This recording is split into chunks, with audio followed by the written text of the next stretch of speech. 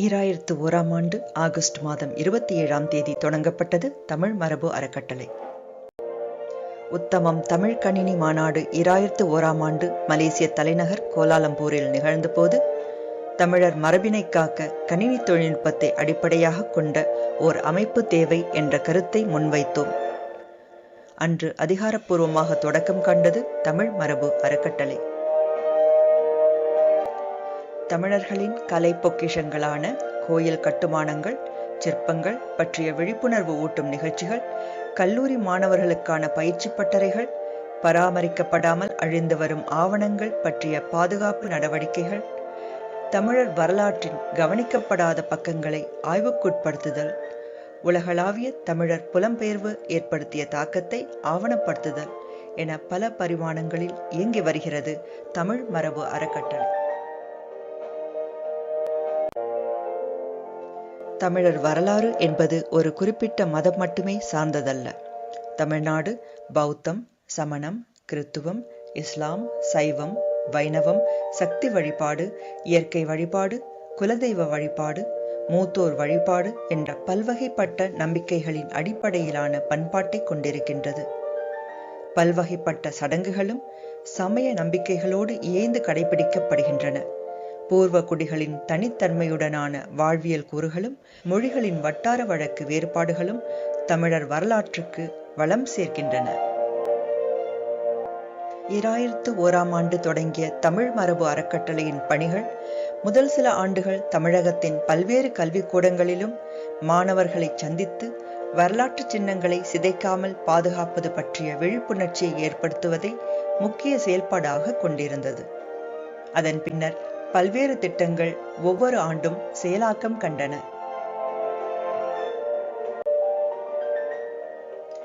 அடுத்து திருவண்ணாமலை நகருக்கு சிறப்பு சேர்க்கும் வரலாற்று சிறப்பு மிக்க பகுதிகளின் வரலாற்று தகவல்களை தேடி தொகுக்கும் பணி.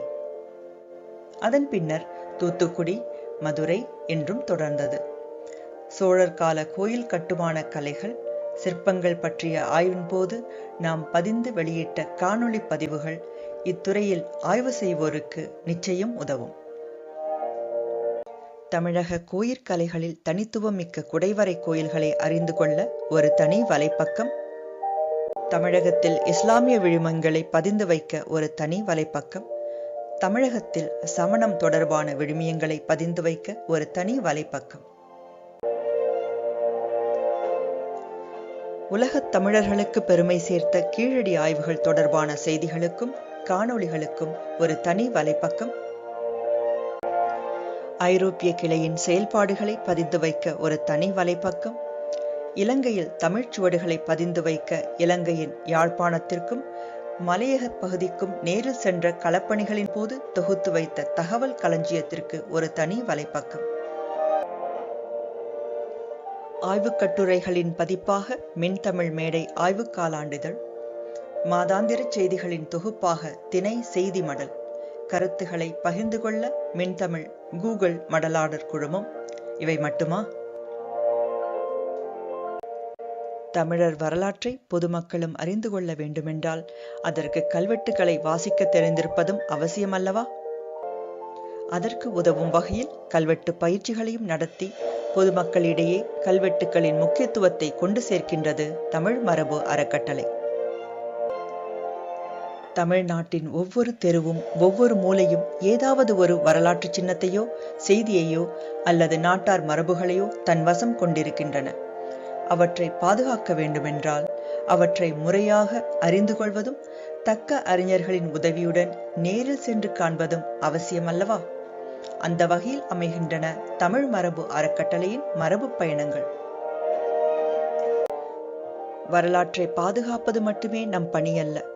பேரிடர் காலங்களிலும் தமிழ்நாட்டிலும் இலங்கையிலும் நலிந்து உதவி தேவைப்படும் மக்களுக்கு உதவும் வகையில் சமூக நலப் பணிகளையும் மேற்கொள்கின்றது நம் தமிழ் மரபு அறக்கட்டளை. இன்று இந்தியா மட்டுமன்றி ஐரோப்பாவிலும் மலேசியாவிலும் பதிவு செய்யப்பட்ட ஓர் ஆய்வு நிறுவனமாக திகழ்கின்றது தமிழ் மரபு அறக்கட்டளை.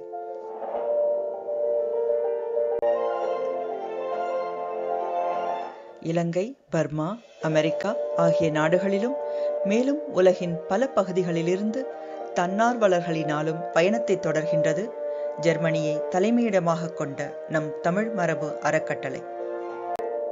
தமிழர் வரலாற்றுக்கு ஓர் அரண் நம் தமிழ் மரபு அறக்கட்டளை.